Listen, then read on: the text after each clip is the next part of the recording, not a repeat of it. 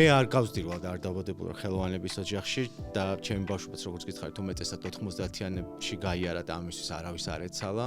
გამონაკლისის პრინციპში არც ჩემი ოჯახი არ იყო და შედარებით დასრულდა ასაკში უკვე 13-14 წლის ვიყავი, როდესაც მეგობრის მამამ მეგობარს ჩამოუტანა პირველი ციფრული კამერა გერმანიიდან. და როგორც კი ავიღე ეს კამერა ხელში და გადავიღე ფოტო, კულტურული შოკი მქონდა, იმიტომ რომ მაშინვე გამოჩნდა ის, რაც გადავიღე და ამან ძალიან ახლოვანებაში მომიყვანა. ყველაფერს ვცდილობდი რომ გადამეღო, თან პლუს ამას ემატებოდა ისიც რომ კამერა მე არ მქონდა ჩემი პირადი, ამიტომ მივდიოდი ხოლმე მეგობრებთან, ხან ვისხოვდი 1 საათი და სწორედ ეს არის მნიშვნელოვანი, აქ იწყება ალბათ ეხლა ამ გადმოსახედიდან რო უყურებ ეს ზრდის პროცესი, კომფორტის ზონიდან გასვლა, როგორც ყველა სფეროში, მათ შორის ფოტოგრაფიაში ძალიან მნიშვნელოვანი არის, იმიტომ რომ ძალიან ბევრ ახალ უნარებს იძენ ჩვენ ისტორიის მანძილზე უამრავი მაგალითი გვაქვს იმისა, თუ როგორ შეცვალა ერთმა ფოტომ კონკრეტული ამბავი, კონკრეტული ქვეყნის ბედი, შეიძლება მსოფლიოს ბედიც კი. ჩემი, ასე ვთქვათ, მეხსიერება კამერასთან პირველი შეხებისა იწყება 90-იანი წლების დასაწყისში, 93 წელი ან 94 წელი. ცუდი პერიოდი იყო მაშინ საქართველოში, მე თვითონაც პატარა ვიყავი 5-6 წლის და ზაფხულობით ხოლმე პერიოდულად ჩავდიოდით ხოლმე წაღვერში. დასასვენებლად იქ იყო და ვისაც აი ამ პერიოდში აქვს ფოტოები გადაღებული წაღვერში, წაღვერის პარკში, ფოტოს ქვემოთ წერია ფოტო ხაჩიკა. და ეს ფოტოგრაფი ხაჩიკა არის ჩემი პირველი შეხება, ასე ვთქვათ, ფოტოგრაფთან, კამერასთან, დიდი კამერა ქონდა მახსოვს, გადაიფარებდა ხოლმე თავზე ამ ეგრეთ წოდებულ პლეტს და იტყოდა ხოლმე ჩიტი გამოფრინდებოდა, მაგრამ ჩიტი არ გამოფრინდებოდა, ამ სასწაულის მოლოდინში ვიყავი ხოლმე სულ, მაგრამ უფრო დიდი სასწაული წინ გველოდა, როდესაც უკვე ნაბეჭდ ფოტოს ვნახულობდით ხოლმე. დღესაც მაქვს ეს ფოტოები შემორჩენილი და შეიძლება ითქვას, რომ მაშინ ბავშვურად, მაგრამ პირველი აღფრთოვანება ფოტოგრაფიამ სწორედ 90-იანების დასაწყისში გამოიწვია. მე არ გავსდირვალ და არ დავოდებულ ხელოვანების ოჯახში და ჩემი ბავშვობაც როგორც გითხარით უმეტესად 90-იანებში გაიარა და ამისთვის არავის არ ეცალა. არც გამონაკლისის პრინციპში არც ჩემი ოჯახი არ იყო და შედარებით დასრულდა ასაკში უკვე 13-14 წლის ვიყავი, როდესაც მეგობრის მამამ მეგობარს ჩამოუტანა პირველი ციფრული კამერა გერმანიიდან. და როგორც კი ავიღე ეს კამერა ხელში და გადავიღე ფოტო, კულტურული შოკი მქონდა, იმიტომ რომ მაშინვე გამოჩნდა ის, რაც გადავიღე და ამან ძალიან ახლოვანებაში მომიყვანა. გამიმართლა ალბათ იმაში, რომ ჩემ მეგობრს ფოტოგრაფია საერთოდ არ აინტერესებდა და ამიტომ მქონდა შესაძლებლობა, რომ ხშირად წამეღო ხოლმე მისი კამერა და რაღაცები გადამეღო. ამავე პერიოდში სულ მალე 15-16 წლის ვიყავი, როდესაც მაჩუქეს ასევე კომპიუტერი და ინტერნეტმა, კომპიუტერმა გამიხსნა გზა იქითკენ, რომ უფრო ფართოდ და უფრო ღრმად მენახა ფოტოგრაფები პირველ რიგში და ესეთ ფოტოგრაფი იყო სტივ მაქარი, რომელმაც შეიძლება ითქვას საერთოდ გადაატრიალა ჩემი ხედვა, შემაყვარა ფერი, შემაყვარა გაჩერებული კადრი, შემაყვარა ამბის თხრობა. მისი სერია განსაკუთრებით მნიშვნელოვანი იყო ჩემთვის ინდოეთში გადაღებული სერია, რომელიც წლების განმავლობაში იღებდა. ეს საოცარი სერია აქვს და ვისაც გაქვთ შესაძლებლობა შეგიძლიათ ნახოთ, სტივ მაქარის ინდოეთის სერია კონკრეტულად, რომელიც ფირზე არის გადაღებული და ხო, ეს იყო ნამდვილი გაოცება პირველ რიგში და სურვილი იმისა, რომ მეც მინდა ესე გადავიღო, მეც მინდა ესე ამბები მოუყვე ხალხს, მეც მინდა ესე შემიყვარდეს ფერი.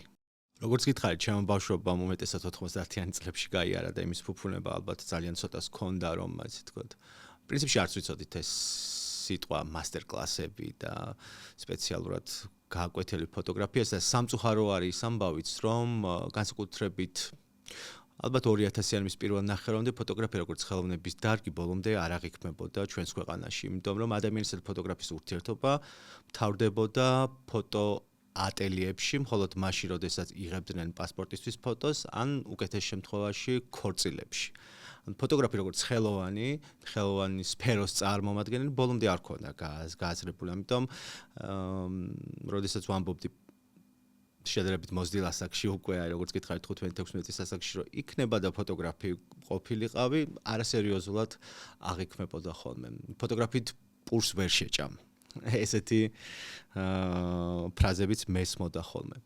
იმის გამო რომ ეს მასტერკლასების ფუფუნება არ იყო პრინციპში და ხელმისაწვდომობაც და ინტერნეტიც ესეთი მარტივად მოსაპოვებელი არ იყო, ყველაფერს ვიღებდი, აი აბსოლუტურად ყველაფერს ვიღებდი, მაკრო ფოტოგრაფიიდან დაწყებული, ასე ვთქვათ, ესეთ fashion ფოტოგრაფიასაც, რასაც ეძახიან, ყველაფერს ვცდილობდი რომ გადამეღო, თან პლუს ამას ემატებოდა ისიც რომ კამერა მე არ მქონდა ჩემი პირადი, ამიტომ მივდიოდი ხოლმე მეგობრებთან, ხან ვისთხოვდი 1 საათი.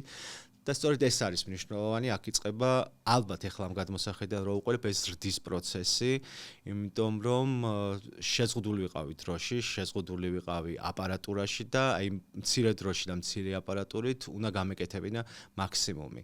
ამიტომ წინასწარ გეგმავდი ხოლმე სად უნდა წავსულიყავი, სად უნდა გადამეღო, გადასაღებ ადგილს ვნახულობდი ხოლმე წინასწარ 1-2 დღით ადრე, დღის სხვადასხვა დროს, სხვადასხვა მონაკვეთებში რომ მენახა შუქი როგორ შემოდიოდა და ხოლმე ამის შემდეგ მივდიოდი ხოლმე მეგობრებთან ერთად, ვინც მეხმარებოდნენ გადაღების პროცესში. ეს ზრდა და ეს ერთის მხრივ კომფორტის ზონიდან გასვლა, როგორც ყველა სფეროში, მათ შორის ფოტოგრაფიაში ძალიან მნიშვნელოვანი არის, იმიტომ რომ ძალიან ბევრ ახალ უნარებს იძენ, ეს უნარები პირველ რიგში არის მოთმინების უნარი, იმიტომ რომ ფოტოგრაფია მოთმინების გარეშე წარმოუდგენელია, შეუნა შეგეძლოს თუ არ ვიცი დაუშვათ სიტყვაზე, ეს ჩემი პირადი გამოცდილებაც არის, მაგრამ უფრო მეტად აი დიდი ფოტოგრაფები, ვინც დაუშვათ ველურ ბუნებაში მუშაობენ და ცხოველებს იღებენ, შეიძლება რომ რამდენიმე საათის განმავლობაში ერთ პოზაში იყვნენ ჩასაფრებულები, იმიტომ რომ კონკრეტული ცხოველის გადაღება ან კონკრეტული ფრინველის გადაღება უნდათ. მოთმინება ეს არის ძალიან მნიშვნელოვანი უნარი, რაც შეიძლება რომ ფოტოგრაფიამ გამოიმუშაოს თუ ამ სფეროში შეხვალთ. ნათხოვარი ფოტოაპარატების ერა დასრულდა რამდენიმე წელში, იმიტომ რომ მივხვდი რომ მე თვითონ უნდა შემეძინა და 2015 წელს ვიყიდე პირველი ფოტოაპარატი და 2015 წელსვე წავედი ჩემს საოცნებო ქვეყანაში სტივ მაქარის გავლენით ინდოეთში. ეს იყო ჩემი პირველი მოგზაურობა ქვეყნის გარეთ და პირველივე იმ ქვეყანაში მოვხდი, რომელიც არ მინდა რომ რომელიმე ქვეყნის ეგზოტიკაცია მოვახდინო, მაგრამ ეს მართლა ჩემთვის საოცნებო ქვეყანა იყო თავისი კულტურით, ხალხით, დოკუმენტური ფოტოს ვინც იღებს, რეპორტაჟს ვინც იღებს, განსაკუთრებით მათთვის, იმიტომ რომ ქუჩის ფოტოგრაფიისთვისაც ძალიან მომხიბლავი არის და მაინც ჩვენ რახან საქართველოს ევროპის ნაწილი არის, ევროპის ქვეყნებში ჩასვლა, მგონია რომ მაინც სახლში ხარ და მგონია რომ მაინც შენი გარემო არის. ყველაფერი განსაკუთრებულია, ყველაფერი ლამაზია, მაგრამ აი ეს აზია მოშორებით ძალიან შორს კულტურულად შენთან შორს მყოფი ქვეყანაში ჩასვლა განსაკუთრებით მომხიბლელია ხოლმე როგორც წესი. იმიტომ რომ მაინც ფოტოგრაფის მთავარი მიზანი არის დამკვირვებლად ყოფნა. შენ რაც არ უნდა პროცესების გამშუქებელი იყო, როგორც კი შენც ამ პროცესის მონაწილე ხდები, შენ კარგავ იმთავარ უნარს, რომ ობიექტურად გადაიღო ძალიან სუბიექტური ხელოვნების დარგი. იმისა მიუხედავად რომ ვამბობთ ხოლმე რომ შეიძლება ობიექტური იყო, მაინც ფოტოგრაფია ყველაზე სუბიექტური ხელოვნების დარგი არის.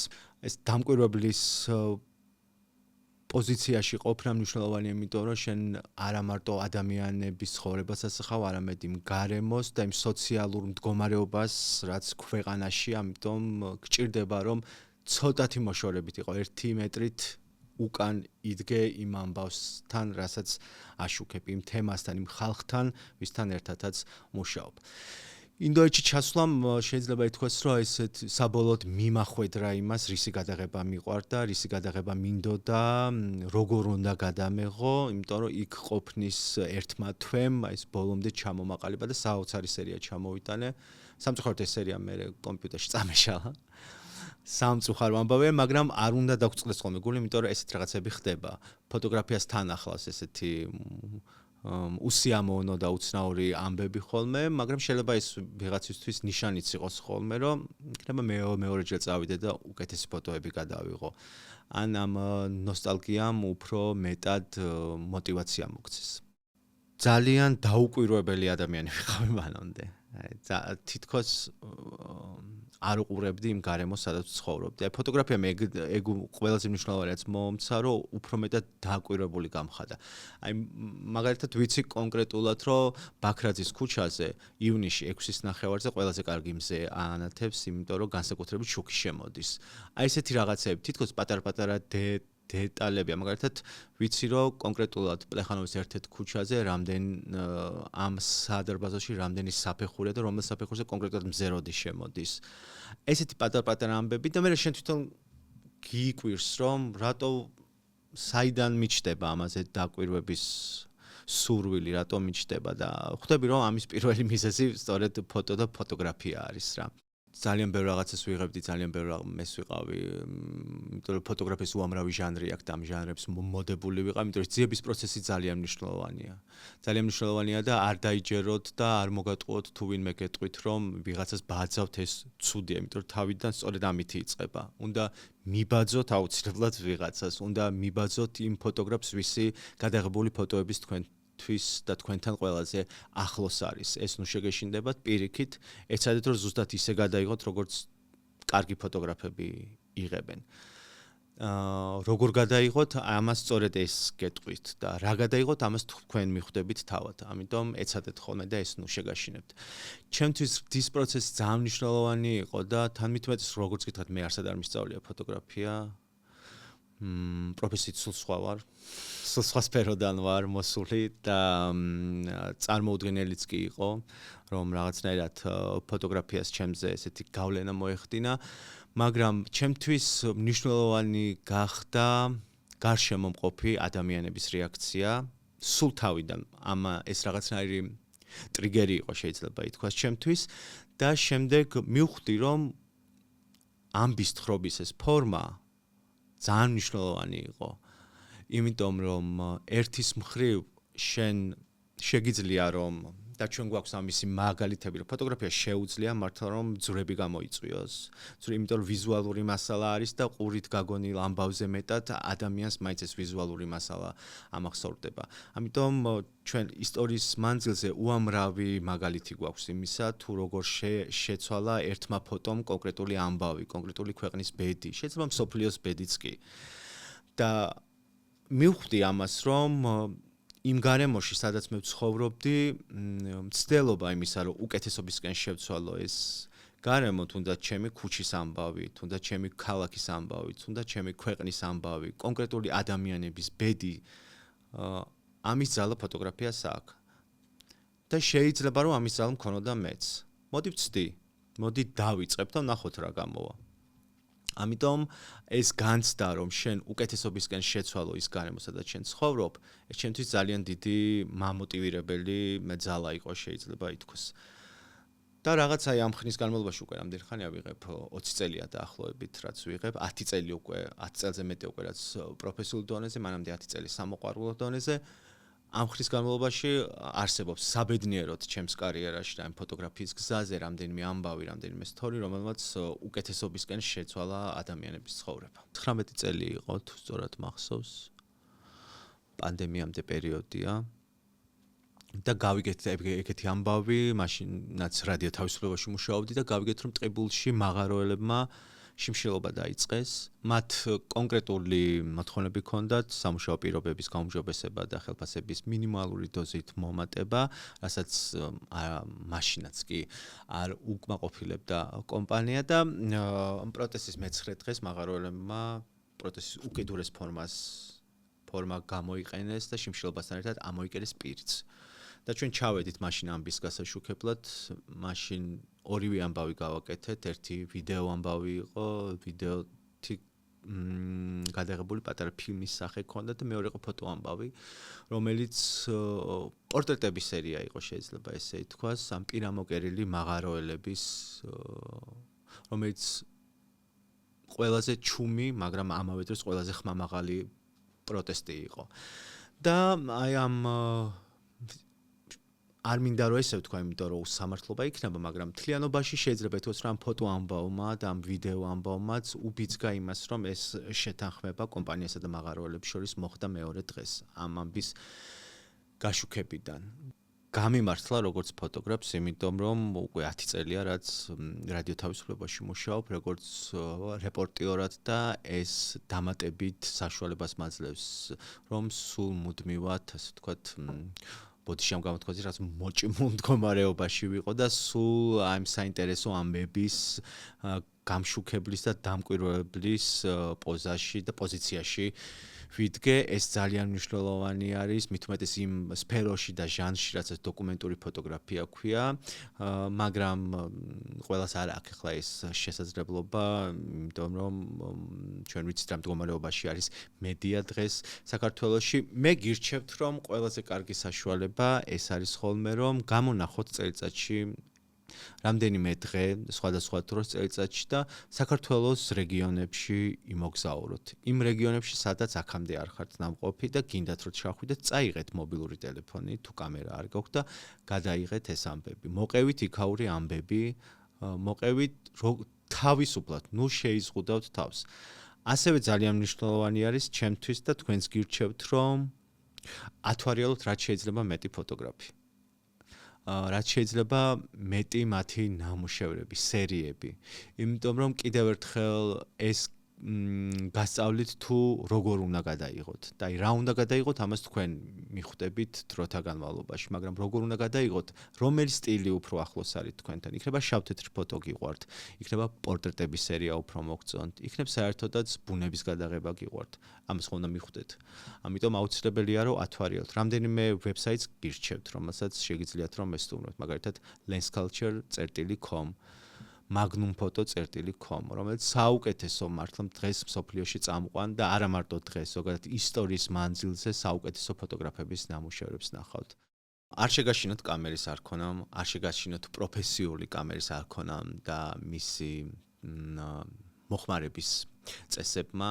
მე მაგალითად ბოლო რამდენიმე წელია უკვე ჩემთვის, რასაც ვიღებ სამოყვარულო ფოტოკამერა არის ეს Fuji, არ შეიძლება რომ ბოლომდე პროფესიულ კამერა ჩაითვალოს, ასე რომ მთავარი არის როგორ და რა ფორმით მოყვები ამბავს. ნუ თუ კარგი კამერა გქონთ, ესეც კარგია, მაგრამ ამაზე გული არ დაგწყდეთ და რატომ გეტყვით. მობილურმა საბედნიეროდ, მობილურმა ფოტოგრაფიამ მთლიანად შეცვალა დამოკიდებულება ფოტოგრაფიის მიმართ.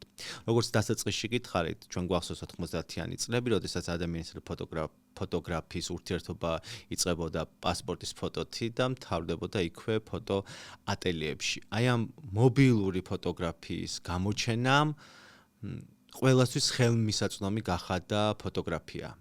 ეს აღარ არის რაღაც ისეთი მიუღწეველი, მას არ ჭირდება თვეები და წლების სწავლა, შენ უკვე პატარა მოწყობილობაშიც გაქვთ კამერა, სტუდიაც, ფოტოშოპიც, ყველაფერი იმისთვის და ეხლა მხოლოდ თქვენ სურვილზე არის დამოკიდებული.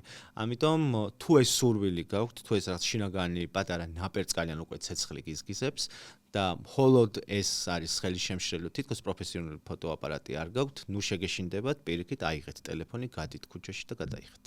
მაგალითად, სოფლიოში ერთ-ერთი საუკეთესო ფოტოგრაფი, რომელიც სულ ახლახანს გარდაიცვალა, სებასტიან სალგადო, რომელმაც გვიან დაიწყო ფოტოგრაფობა, 30 წელს, 40 წელს იყო გადაცილებული. თავად სტიმ მაქარიც, რომელიც ჩემი საყვარელი ფოტოგრაფი იყო, რომელიც შემაყვარა ფოტოგრაფია, მანაც გვიან დაიწყო ფოტოგრაფია. ამის უამრავი მაგალითები არსებობს და ეს ნუ იქნება ხელის შემშლელი. პირველ რიგში ვამბობ, რომ და რაც მნიშვნელოვანი არის, თუ ეს პროცესი სიამოვნებას განიჭებთ, რამ უნდა შეგიშალოთ ხელი? რა ფაქტორი უნდა იყოს? როგორც გითხარით, ფოტოკამერა არ უნდა იყოს ამის ხელის შემშლელი, იმიტომ რომ სულაც არ არის აუცილებელი, რომ ფირზე იღებდეთ და პროფესიონალური კამერა გქონდეთ, მობილური ტელეფონები მეტნაკლებად ყველას გვაქვს, ყველა სახლში არის, თუ შეიძლება კონკრეტულად თქვენ არ გქონდეს, შეიძლება თქვენ მეგობარს, ოჯახის წევრს გქონდეს, ეთხოვეთ 1 საათი, გადით, გადაიღეთ და ეცადეთ, რომ ამ გადაღების პროცესშიც რაღაცა ამბავი მოყვეთ. მოყევით თქვენი ქუჩის ამბავი, მოყევით თქვენი მეზობლების ამბავი, თქვენი ამბავი მოყევით. მოყევით როგორი არის ზამთარის თქვენ სახლში, სოფელში, ქალაქში, ქუჩაზე როგორი არის ზამთარი, როგორ იცვლება ხეები, ბუნება. შეიძლება გრძელვადიანი პროცესი იყოს, მაგრამ ამ გრძელვადიან პროცესში იღებს სწორედ სიამოვნებას. ეცადეთ ადამიანები გადაიღოთ, მათი ცხოვრება გადაიღოთ. არ შეგეშინდეთ კომფორტის ზონიდან გასვლა, იმიტომ რომ კომფორტის ზონიდან ახალს არაფერს არ ვიტყვი და კომფორტის ზონიდან გასვლა ეს ნიშნავს პირველ რიგში რომ რაღაცას სწავლობ. რაღაცა ახალს სწავლობ, რაღაცა შენს გამოცდილებას იძენ. შეიძლება შენ შეცდომებზე სწავლობდე, მაგრამ იცი რომ სწავლობ და სამომავლოდ ეს გამოგადგებათ. ამიტომ ნუ შეგეშინდებათ ძიების პროცესში ახალი ამბების და ახალი უნარების სწავლება. ჩემთვის მაგალითად ფოტოგრაფიამ მოიტანა ის, რომ ბოლო წლებში ხა დავინტერესდი ვიდეოთიც. ვიდეო გადაღებით, იმიტომ რომ თუ მანამდე მხოლოდ ფოტოს ვიღებდი, ეხლა მაქვს ესეთი პირობა ჩემ თავთან მიცემული, რომ მოდი ვცადოთ რაღაცნაირად, რომ ის კადრი რაც უნდა გადაგიღო ფოტო, აღარ გადაიღო ფოტო და გადაიღე ვიდეო 4-5 წამიანი ვიდეო, მაგრამ იყოს ვიდეო. სინჯი აბა რა გამოგივა. და აი ამ სწავლის პროცესმა, იმიტომ რომ ვიდეოს სხვა კამერა და სხვა უნარები ჭირდება, ამ სწავლის პროცესმა მასწავლა ის, რომ მონტაჟი ვისწავლე ვიდეოსი. გადაღება ვისწავლე სხვანაირად. ლინზების რაც ფოტოკამერას უმაგდება წინ ახალი ლინზები, უკვე სხვანაირი თვალით დავიწყე ხედვა. ეს ორივე ერთად გავაერთიანე მე ფოტოგრაფია, დოკუმენტური ფოტოგრაფია და ეს რაღაცა კინოკადრებივით, რომელიც არ არის მოძრავი კადრი. აი რომ უყურებ თითქოს სურვილი გიჩნდება, რომ ფოტო ხო არ იყო ეს. ან ფოტო რატომ არ არის. მაგრამ ეს კითხვაც რატომ არის ფოტო უკვე კარგია. ასე რომ ეცადეთ ხოლმე რომ რაც შეიძლება ბევრი რაღაცეები შემოიტანოთ. თან ფოტოგრაფია ყველაზე კარგი სახელოვნებო სფერო იმიტომ არის რომ არ არის ეს გუნდური სამუშო. შენ თავზე ხარ ბოლომდე დამოკიდებული. ანუ თუ კარგად გამოგივა შენ თავით იამაყებ, თუ ცუდად გამოგივა სხვას ვერავის ვერ მოთხოვ, ისევ შენი ბრალია და ამიტომ უნდა განვითარდეთ და ეს განვითარების პროცესი მუდმივი წვა უნდა იყოს. მუდმივი შინაგანი მდგომარეობა იმისა, რომ რაც შეიძლება მეტი და მეტი შევიცინოთ, იმიტომ რომ გვიანი არასდროს არაფერი არ არის. სიახლეების მიმართ ალბათ წლების წინ რო გეთქვათ ვიტყოდი რომ საერთოდ არ აქვს შიში ადამიანს, მაგრამ აღმოჩნდა რომ გვაქვს შიში და ეს შიში ყველაფერში და ყველა სფეროში არის. მათ შორის AI-მ მოიტანა შიშები და რაღაცნაირად დაგვაფიქრა ფოტოგრაფებიც. ფოტოგრაფებთან ერთად ალბათ უფრო როგორც ვთქვათ ფოტოგრაფიას უამრავი ჟანრი აქვს, როგორც ეგრეთ წოდებული პრიალა ჟურნალების, fashion ფოტოგრაფია, პორტრეტები, დოკუმენტური ფოტოსერია, რეპორტაჟი, ქუჩის ფოტო, უამრავი და უამრავი. აი მაგალითად შარშან ერთ-ერთმა დიდმა ტასასვლის კომპანიამ ფოტოგრაფია აღარ დაიქირავა და მთლიანად მისი ასე ვთქვათ ერთი წლის ვიზუალური მასალა გააკეთებინა AI-ს და რო არ ეთქვა რომ AI-ს გააკეთებინა, ვერც ვერავინ ვერ მიხვდებოდა. მაგალითად WordPress ფოტოზე შარშან 2 წლის წინ თუ 3 წლის წინ, როდესაც AI-ს ფოტოები ჯერ კიდე ახალი შემოსული იყო და ისე ფართოდ არ იყო გავრცელებული, ეს იყო პირველი შემთხვევა, როდესაც ფოტოს კატეგორიაში პორტრეტში მოიგო AI-ს მიერ შექმნილმა ფოტომ და შემდეგ თავად ფოტოგრაფმა აღიარა, რომ ეს არ იყო მისი გადაღებული ფოტო და AI-ს იყო. ეხლა ნებისმიერ დიდ ფოტოკონკურსში, სადაც ესე თქვა დოკუმენტურ ფოტოზე არის აქცენტი, რეპორტაჟზე ან პორტრეტზე იქ ცალკე გრაფა არის AI ფოტოსთვის, სადაც შეგიძლიათ რომ ატვირთოთ თქვენს მიერ გადაღებული მასალა. ერთის მხრივ ეს კარგი არის და კარგი არის იმიტომაც, რომ გარდა იმისა, რომ AI ესე ინტენსიურად არის შემოსული, ასევე ამ ახალ კამერებშიც AI-ს დიდი დოზით გამოყენება ხდება შესაძლებელი, რაც უფრო მეტად ამარტივებს გადაღების პროცესს. შეიძლება ვიღაცას ნოსტალგია ჰქონდეს ფირის კამერასთან, კი ბატონო, ფირი ძვირი სიამოვნება და შეგიძლია ნებისმიერ დროს, ვისაც აქვს ამის შესაძლებლობა იყიდოს და ხელით გაასწოროს ფოტოკამერის ობიექტივი და ფოკუსი, მაგრამ ჩემთვის და ალბათ უმეტესობა ჩვენგანისთვის მაინც როგორც კომფორტის მოყვარული ადამიანები ვართ და ადამიანი ასეთი არის ბუნებით, რატომაც არა თუ უფრო გამარტივებული იქნება გზები იმისთვის, რომ სასურველი გამოსახულება მივიღო, სიამოვნებით მივიღებ ამას. მე დარწმუნებული ვარ, რომ თავიდან როდესაც ფირის ფოტოგრაფია იყო და პირველად ციფრული ფოტო შემოვიდა, ფოტოკამერა შემოვიდა, ამაზეც ამბავი იყო, რომ ამას შეიძლებოდა რომ ძვრები მოიტანა უარესობისკენ, თუმცა სწორედ ამ ციფრული კამერის შემოსვლამ სამყაროში მოახდინა ის, რომ ფოტოგრაფია უფრო მეტად პოპულარული გახადა.